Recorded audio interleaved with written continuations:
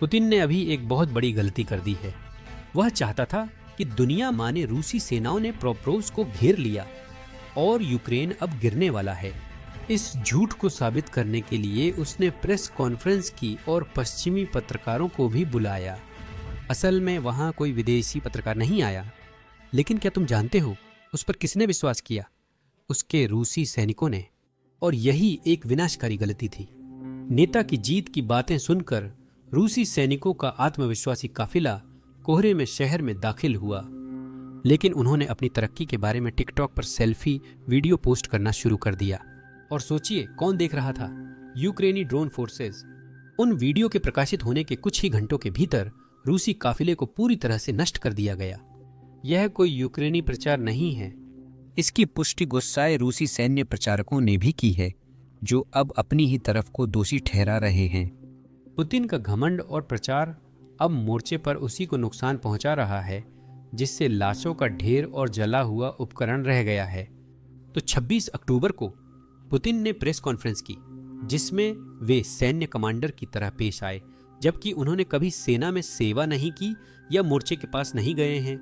वह यूक्रेनी ड्रोन को लेकर इतने चिंतित हैं कि बंकर से बाहर नहीं निकलते।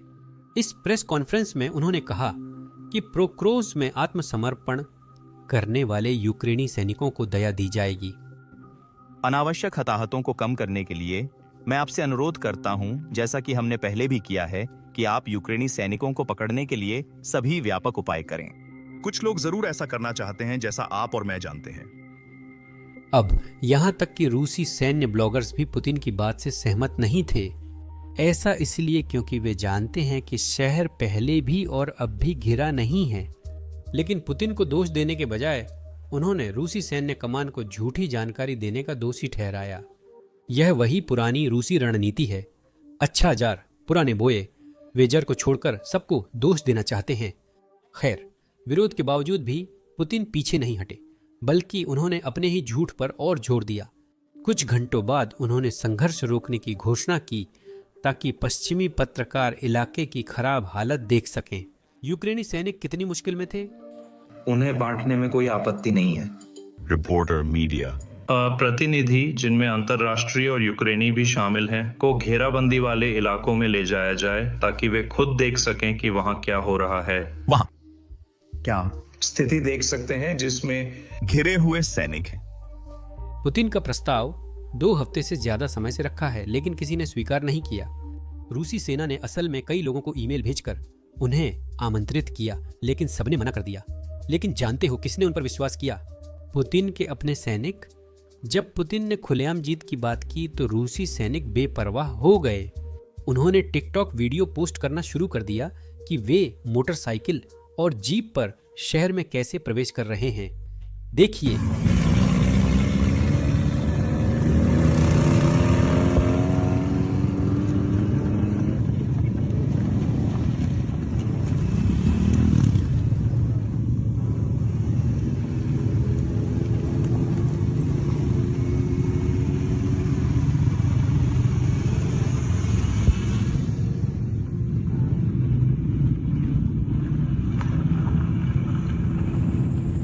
जब यह वीडियो सामने आया तो ऑनलाइन बहुत से लोगों ने कहना शुरू कर दिया कि यह मैड मैक्स जैसा लगता है। मुझे तो यह Islamic state of Iraq and Syria जैसा लगता है। अब तो मात कलाशनिकोव, 47 लिए मोटरसाइकिल पर लोग। लेकिन जब यूक्रेनियंस ने वह वीडियो देखा तो वे डरे नहीं। असल में वे खुश थे, क्योंकि वे जान सकते थे कि फुटेज कहां से है। और इसके पोस्ट होने के 1 घंटे के अंदर ही इन रशियंस को यूक्रेनियन ड्रोन से एक तोहफा मिला। इस रिपोर्ट को देखिए, और मैं सभी के लिए यह स्पष्ट करना चाहता हूं, यह एक रशियन प्रचारक से है जो इस युद्ध को कवर कर रहा है। यह आदमी बहुत प्रो रशियन है।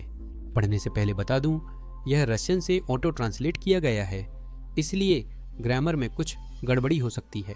यूक्रेन की सेना ने पोक्रोव्स्क में सैनिकों व उपकरणों के जमावड़े पर हमला किया, जब एक वीडियो में रशियन सैनिक को मोटरसाइकिल पर शहर में जाते दिखाया गया। रूसी ब्लॉगर रजविडोस ने लिखा, यह उनकी टिप्पणी थी। उस बेवकूफ ने इसे फिल्माकर ऑनलाइन लीक कर दिया। आज वहां पर 200 की लाशों का ढेर और जला हुआ उपकरण पड़ा है। ब्लॉगर ने टिप्पणियों में बताया कि वह अपने एक सैन्य मित्र को उद्धृत कर रहे हैं, जिन्होंने कहा जिसने सड़क पर नुकसान झेला है। वीडियो जारी करने का मकसद क्या था? इंटरनेट पर चर्चा के अलावा एक और सैन्य संवाददाता एलेक्जेंडर कोस भी मानते हैं कि हाइप वीडियो प्रकाशित करना एक गलती थी। यूक्रेनियों ने इस सड़क को बस किनारों के साथ ही बारूदी सुरंगों से भर दिया था। सचमुच हर जगह बारूदी सुरंगें बिछाई गई थीं। अगले दिन वहां से गुजरना पहले से ही असंभव हो गया था, सिर्फ इसीलिए क्योंकि डोनेट्स्क हाईवे पर स्थिति जल चुकी थी। यह प्रविष्टि वही उसने कहा था। रूसी अपनी तरफ का मजाक ले रहे थे, यूक्रेनियन भी इसमें शामिल होना चाहते थे। इसीलिए उन्होंने खुद का प्रचार वीडियो जारी किया, लेकिन तब जब रूसी कॉलम का काम तमाम कर दिया। देखिए,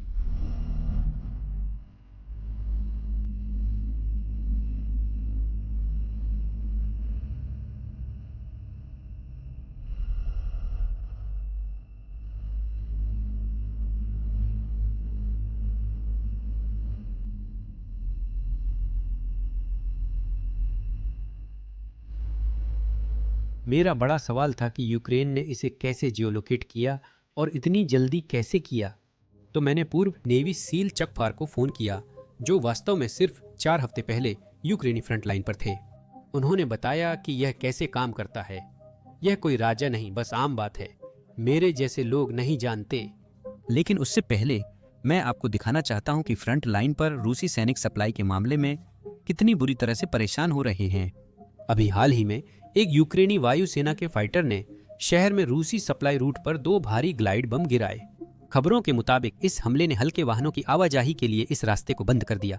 यह रूसी पैदल सेना के शहर में घुसपैठ करने के मुख्य रास्तों में से एक था, और साथ ही यह उन मुख्य रास्तों में से एक था अबासमा, जिसका इस्तेमाल रूस शहर की फ्रंट लाइन पर लड़ रहे सभी सैनिकों को सप्लाई देने के लिए करता था। अब जिन रूसी सैनिकों का संपर्क कट गया है, उनके लिए स्थिति बहुत तेजी से बिगड़ रही है। रविवार सुबह आई इस रिपोर्ट पर नजर डालिए। रिपोर्ट के मुताबिक पोक्रोव्स्क के पास रूसी सैनिक भूख से बचने के लिए पेड़ की छाल खा रहे हैं। उन्हें अपने कमांडरों से जबरन वसूली, गबन और हिंसा झेलनी पड़ती है, जो कई सैनिकों को मौत के मुंह में भेजते हैं और असुविधाजनक लोगों को मार देते हैं।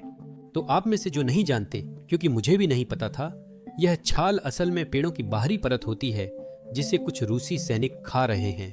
कुछ हफ्ते पहले हमने एक रूसी सैनिक को मजबूरी में अपना पेशाब पीते देखा, क्योंकि मोर्चे पर अब पानी नहीं बचा है। लेकिन चलिए इस रिपोर्ट को देखते हैं। यह व्लादिमीर है, जो रूसी सेना में अपनी स्थिति साझा करता है, जिन्होंने वीडियो की एक श्रृंखला रिकॉर्ड की, जिसे उनकी चाची ने रूसी अधिकारियों पर कमांडरों के खिलाफ कार्रवाई के लिए दबाव बनाने के लिए जारी किया। इन वीडियो में उन्होंने अपनी यूनिट में हुए दुर्व्यवहारों का वर्णन किया, जो रूसी सेना की अन्य घटनाओं को भी दर्शाते हैं। वे कहते हैं कि वे असॉल्ट प्लाटून के कमांडर हैं, लेकिन ऊपर के लापरवाह कमांडरों के कारण कई सैनिक खो दिए। जल्दीबाजी और वो सब कुछ। सितंबर 2025 के एक वीडियो में वह कहते हैं कि उनके लोगों को ऐसे मिशनों पर भेजा जाता है जहां मौत तय होती है और पूरी तैयारी होती है कि कोई नहीं बचेगा। हमले से पहले उसके कमांडरों ने उसे अपने 5 आदमियों को मारने का आदेश दिया, लेकिन उसने कारण नहीं बताया। लेकिन उसने ऐसा करने से मना कर दिया। वह यह भी कहता है कि उसे व्यक्तिगत रूप से लेफ्टिनेंट ट्वाइलाइट से ऐसा आदेश मिला था, लेकिन उसने उसे मानने से इनकार कर दिया। उसने अपने आदमियों को मारने के बजाय उन्हें हमले में साथ देने के लिए मना लिया ताकि वे बच सकें। फिर भी सभी मारे गए, जो दुखद है। वे समूह को सबसे दूर वाले छोर पर भेजते हैं, जो कि सबसे आगे की पंक्ति है। वे कहते हैं कि वहां अभी भी खाना है, कि वहां सब कुछ होना चाहिए। दस्ते वहां पहुंचते हैं और वहां कुछ भी नहीं होता। वे वहां न तो विमान भेजते हैं, न ही आपूर्ति ड्रोन भेजते हैं।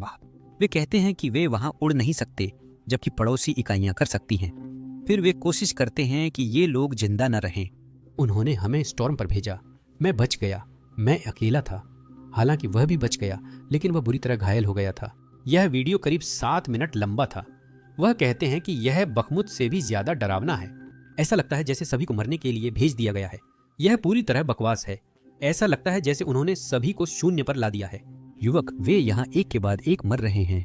सब कुछ खत्म हो गया है। यह साफ तौर पर एक भयानक स्थिति है, लेकिन मूल रूप से यही रूसी रणनीति है। अगर मुझे इसे एक वाक्य में कहना हो, रूस को लगता है यूक्रेन के पास गोलियां और ड्रोन पहले खत्म होंगे, रूस के लोग बाद में। यह रूसी युवा पुरुषों के लिए दुखद सच्चाई है, जिन्हें मोर्चे पर भेजा जा रहा है। इसी कारण कई सैनिकों को प्रशिक्षण नहीं मिलता, क्योंकि रूस सोचता है कि इन लोगों को प्रशिक्षण देने का क्या फायदा, उन पर पैसा खर्च करने का क्या मतलब, जब ये वैसे भी इतनी जल्दी मरने वाले हैं। यहीं से हम उस असली वीडियो पर वापस आते हैं जहां इन सैनिकों को शायद ये तक नहीं बताया गया था कि अरे टिकटॉक वीडियो मत बनाओ। मैंने पूर्व नेवी सील चक फर्र से कॉल पर बात की। उन्होंने समझाया कि यूक्रेन ने इसे कैसे जियोलोकेट किया। चलिए विश्लेषण सुनते हैं। देखिए, सोशल मीडिया और ऑपरेशनल सुरक्षा के बीच एक बड़ा मसला है। मैं आपको दिखाऊंगा कि उन्होंने इसे कैसे त्रिकोणित किया।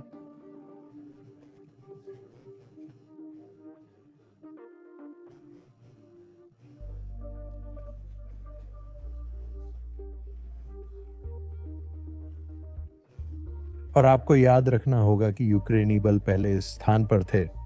यह नीली चीज सही है? हाँ बिल्कुल। अब मैं ठीक से नहीं बता सकता क्योंकि धुंध है, इसी वजह से ये लोग आगे बढ़ रहे हैं। वे धुंध का फायदा उठा रहे हैं। लेकिन ऐसा लगता है कि यह एक उत्तर दक्षिण मार्ग है जो पेट्रोस के दक्षिण में आ रहा है। और बिल्कुल खुद रूसी शिकायत कर रहे हैं कि जब उन्होंने ये वीडियो पोस्ट किया तो यूक्रेनियों ने जल्दी से इसे तोपखाने की बमबारी के लिए एक बेस के रूप में इस्तेमाल कर लिया। तो किस्मत खराब थी। हाँ बिल्कुल, यह पागलपन है क्योंकि हमने सुना है जैसे रूसी लोग रहे हैं। बहुत सारी प्रगति को वास्तव में कोहरे ने बहुत मदद की है और यहाँ हम देख सकते हैं कि कोहरा वास्तव में कितना घना है। कोहरे का सबसे बड़ा फायदा है कि अधिकांश ड्रोन नियंत्रित रहते हैं। हम उस उल्टे वेडिंग केक के बारे में बात करते हैं जिसमें first person view drone cake के सबसे छोटे हिस्से में होते हैं और फिर केक के बड़े हिस्से तक जाते हैं। आपके पास लंबे समय तक उड़ने वाले ड्रोन होते हैं जिनमें बेहतर कैमरे होते हैं और उनका इस्तेमाल टारगेट की विजुअल पहचान के लिए किया जाता है। जब आपके पास ऐसा दिन होता है जहां छत शायद 75 फीट की है तो फर्स्ट पर्सन व्यू ड्रोन इन लोगों को टारगेट कर सकते हैं। लेकिन वहां भेजने का कोई कारण नहीं क्योंकि आप उन्हें तुरंत टारगेट की ओर निर्देशित नहीं कर सकते। हाँ, यह समझ में आता है। क्या आप जानते हैं प्रकृति किसी का पक्ष नहीं लेती, वह सबको समान रूप से मदद या नुकसान पहुंचाती है। तो क्या इससे रूसी ड्रोन को भी किसी तरह नुकसान नहीं होना चाहिए, या फिर ऐसा है कि उन्हें ड्रोन कवर की जरूरत नहीं है? नहीं, असल में ये दोनों पक्षों को नुकसान पहुंचाता है। इस वीडियो से एक और बात सीखने को मिलती है।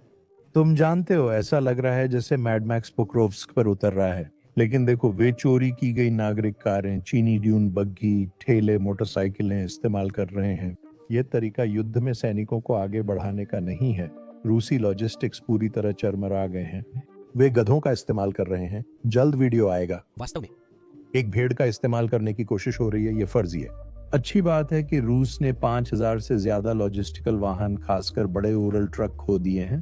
रूस खुद को जला रहा है। यह बैटलफील्ड ब्रेकडाउन का छोटा क्लिप है जो हम हर हफ्ते करते हैं। दुर्भाग्यवश हम कई क्लिप्स YouTube पर पोस्ट नहीं कर सकते क्योंकि YouTube उन्हें विज्ञापन योग्य नहीं मानता। इसीलिए हमने अपना प्लेटफॉर्म बेसिक्स इनसाइडर बनाया। हमने इसे शुरू से बनाया है, इसीलिए हमारे पास पाबंदी नहीं है और ड्रोन फुटेज ब्लर करने की जरूरत नहीं पड़ती। हम वेबसाइट पर विज्ञापन नहीं चलाते, ये आपके समर्थन से चलती है। यही कारण है। अगर आप उन लोगों में से हैं जिन्हें ऐसे बैटलफील्ड ब्रेकडाउन जैसे वीडियो पसंद हैं तो जरूर basicsinsider.com पर जाकर हमारे प्लेटफॉर्म को देखें। आप डिस्क्रिप्शन में दिए गए लिंक या अपनी स्क्रीन पर दिख रहे QR कोड का भी इस्तेमाल कर सकते हैं। एक बार साइन अप करने के बाद आप वे सभी वीडियो देख पाएंगे जिन्हें हम यहाँ YouTube पर अपलोड नहीं कर सके। साथ ही हम हर हफ्ते और वीडियो अपलोड करेंगे।